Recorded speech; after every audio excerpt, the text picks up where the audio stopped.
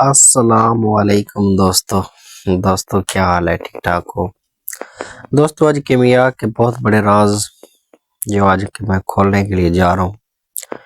उम्मीद करूँगा कि आप दोस्तों को बहुत अच्छे से समझ में भी आएंगे इंशाअल्लाह, और इन चीज़ों से आप लोग कामयाबी भी हासिल कर लेंगे। दोस्तों पिछली वीडियो में पीछे जो तमाम वीडियो यूट्यूब पर मेरे चैनल पर पड़ी हुई हैं, उसमें आपको बहुत कुछ सीखने को मिल सकता है। अगर आप नए यूज़र हैं तो मतलब केमिया की तरफ नए आए हुए हैं तो आपको बहुत जल्दी कामयाबी मिल सकती है। सबसे बड़ी बात, जब कोई उस्ताद कोई गुरु आपको कोई भी चीज़ बता रहा होता है तो आपका काम है उसको बारीकी से समझना। ये सबसे बहुत अहम सवाल है आप लोगों के लिए, क्योंकि जो भी इंसान शुरू में इसमें काम में आता है तो उसको शुरू में हर चीज़ मिल जाती है, लेकिन वो समझ नहीं पाता। जब सब कुछ चला जाता है तो वो पीछे मुड़ के देखता है तो वो कहता है कि यार वो पहले वाला ही काम बेहतर था, क्योंकि आपको बेहतर काम पहले से मिल चुका होता है। सिर्फ आप गौर नहीं कर पाते, तवज्जो नहीं कर पाते, चीज़ को समझना ही नहीं चाहते, जिस वजह से फिर भटकते रहते हैं, ये कर लो वो कर लो। एक्चुअली दोस्तों आज हम तमाम चीज़ों के बारे में बता देंगे। कॉपर, सबसे पहले थोड़ी सी कॉपर कर बात कर लेते हैं कि एक्चुअली कॉपर कितना ज़रूरी है कीमिया में। अगर दोस्तों आपको चांदी एसिड प्रूफ कर लेते हैं, अगर उसमें कॉपर थोड़ा सा एंटर नहीं होगा, 1 तोले में कम से कम 10 तोले में 1 या 1.5 ग्राम कॉपर उसमें ऐड नहीं होता, उसमें डेंसिटी भी नहीं आएगी और उसमें सिम्टो भी नहीं आता।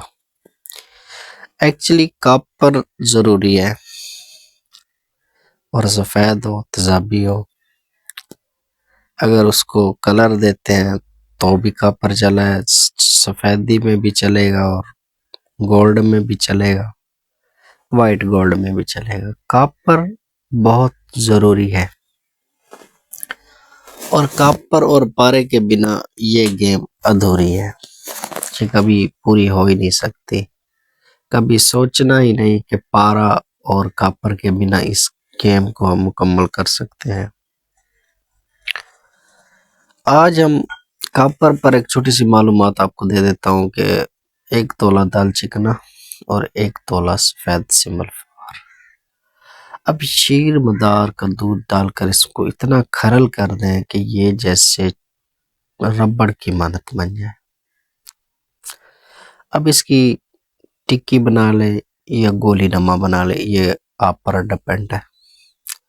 अब इसको धूप पे रख दे 1-2 दिन के लिए। जब ये मजबूत पत्थर बन जाए उस टाइम इस गोली को उठाएं,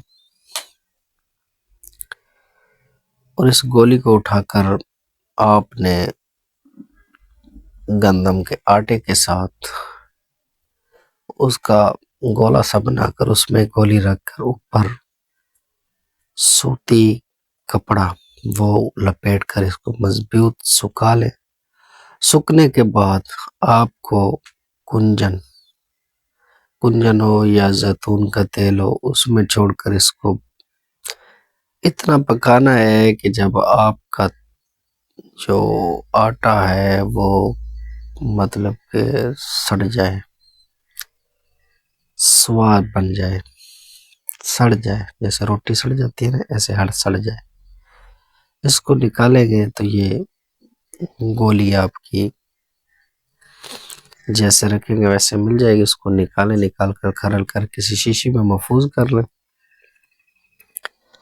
अब 1 तोला तांबा ले लें, उसको मुसफ़्फ़ा कर लें। पहले मुसफ़्फ़ा मतलब कि तेल में भी हो सकता है, तेज़ाब गंधक में भी हो सकता है, थोड़ा सा पानी डालकर, और गामूत्र में भी हो सकता है। अब वो आप पर डिपेंड है कि आप जिस जिस तरीके से मस्जिद मुसफ़्फ़ा इस तरीके का मुसफ़्फ़ा करना है कि जो काम पर है वो नरम मुलायम हो जाए, मुसफ़्फ़ा करते ही नरम मुलायम हो जाए। फिर उसको गुलाएं, इसका एक चावल दें, ठंडा करके देखें, फिर दूसरा चावल दें, तीसरे चावल पर ये तांबा आपका वाइट होगा और एसिड प्रूफ होगा। ये था सिंबल फार, क्योंकि सिंबल फार में शीशा होता है, रेड होता है, और दाल चिकना में पारा होता है। जब ये दोनों चीज़ें मिल जाती हैं, ऊपर से सिंबल फार कैम भी मिल जाता है। दूध दूध में, शीर मदार के दूध में भी सिंबल फार होता है। तो ये एक बहुत बड़ा राज था जो मैंने आप लोगों को बताया है। एक और बड़ी बात बता देना चाहता हूँ दोस्तों, काष्ठक पत्री गंधक के लिए बहुत अहम चीज़ है। अगर काष्ठक पत्री में आप लोग गंधक बनाते हैं तो वो गंधक बहुत काम की बनती है और उससे आग भी नहीं लगती, और वो गंधक आपकी बहुत काम की है और चीज़ों को वो भी एसिड प्रूफ करती है। और शिंगरेफ शिंगरेफ भी दोस्तों अगर कैम हो जाए तो वो भी चीज़ों को एसिड प्रूफ करती है।